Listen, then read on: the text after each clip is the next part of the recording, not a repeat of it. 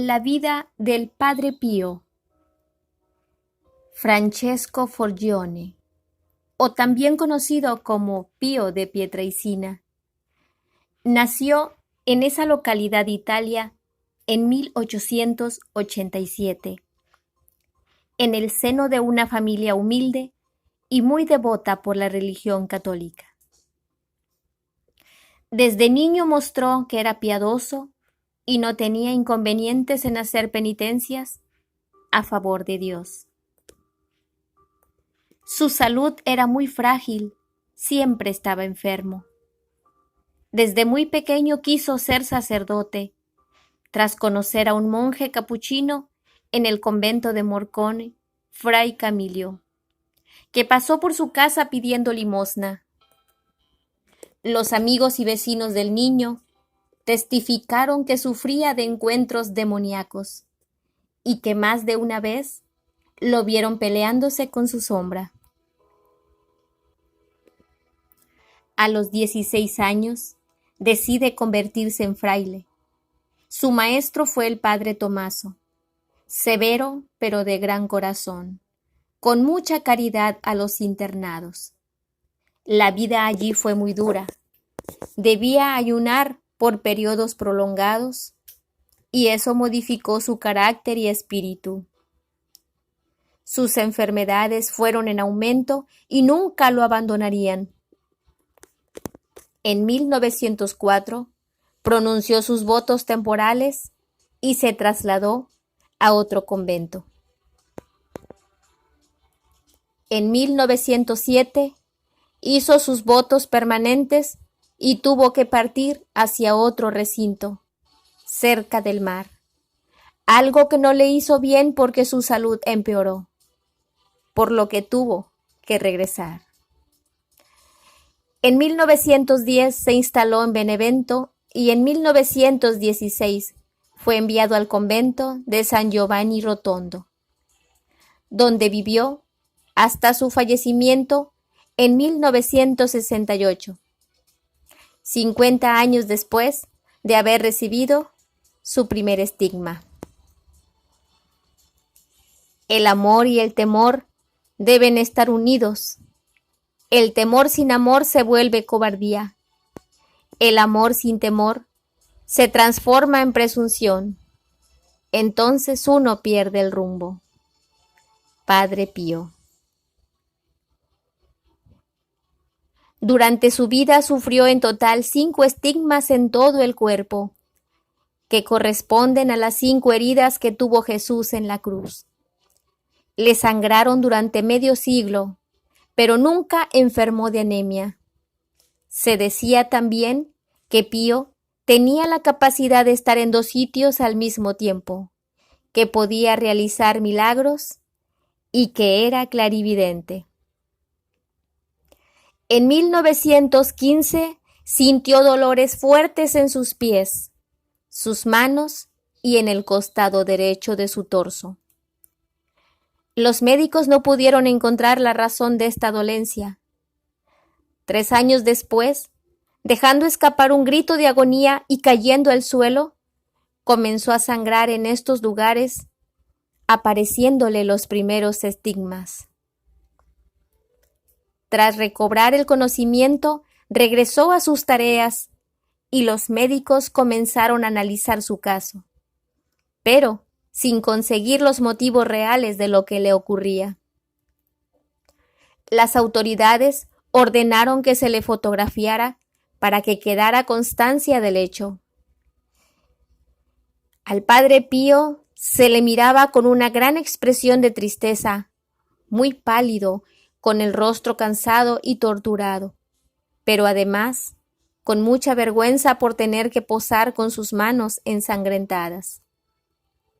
Una vez que el clamor inicial disminuyó un poco, Pío regresó a su monasterio, donde muchas veces se sentía transportado por un gran éxtasis que concluía en estas hemorragias, las cuales no dañaban su salud. A partir de allí se extendió en toda Italia la fama del santo de este hombre. Cientos de personas llegaban desde muy lejos para conocerlo y para confesarse con él. Muchos de ellos decían que el párroco sabía sus pecados antes de que se los contaran. Los primeros milagros no tardaron en ocurrir. El primer caso es el de Gemma de Giorgi, quien nació sin pupilas en sus ojos después de que el fraile la visitara. Comenzó a ver como si nada. Un médico que se interesó en sus historias dijo que en varios casos podría tratarse de una respuesta psicosomática de tanto creer en Pío, pero en otros no. Entre sus extraños poderes, la gente hablaba de que podía estar en 2 sitios a la vez. El caso más conocido es el de Monseñor Damiani, que viajó a Italia desde Uruguay para verlo. El deseo de este hombre era que el Padre Pío estuviera presente el día de su muerte. Sin embargo, éste le contestó que eso no sería posible por el momento, ya que moriría en 1942. Ese año, estando Damiani en su país natal y agonizando, el arzobispo de Montevideo fue despertado por un fraile capuchino contando la noticia cuando fueron a ver al religioso. Este ya había fallecido.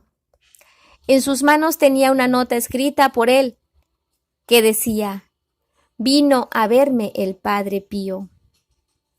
Por esto no termina allí, ya que 7 años después, el arzobispo viajó a Italia para conocer al Padre Pío y, para su sorpresa, lo recibió en el convento el mismo fraile que lo había despertado aquella noche. Lo mismo ocurrió durante la guerra, cuando el comandante mayor estaba pensando en suicidarse, y apareció ante él este personaje, diciéndole que no lo hiciera. Cuando lo convenció, desapareció como por arte de magia. El general ingresó a una iglesia donde Pío brindaba misa, esperó a que terminara y se le acercó. El religioso le dijo: «Tuvo suerte de escapar, amigo mío».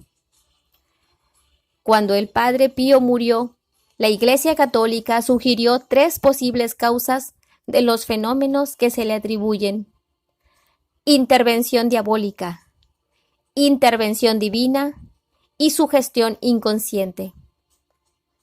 Fue canonizado por el Papa Juan Pablo II en 2002.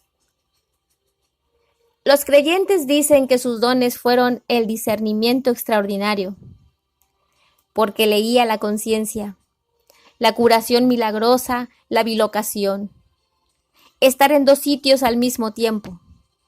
Las lágrimas las derramaba al rezar el rosario. El perfume, olor de santidad y, por supuesto, los estigmas, exhibidos por 50 años.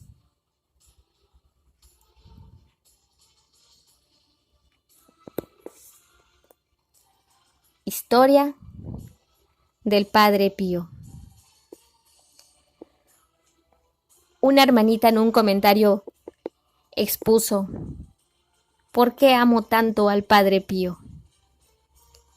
Creo que esa respuesta ya fue contestada. Por lo extraordinario que fue el Padre Pío. Su historia habla de un santo excelente, de un sacerdote maravilloso, de un total hombre lleno de santidad. Muy buenos días, mis hermanos. Dios me los bendiga. Les mando un abrazo, un saludo cordial desde Tampico, Tamaulipas. Su amiga y hermana en Cristo, Pequeña Chapis. Dios los bendiga.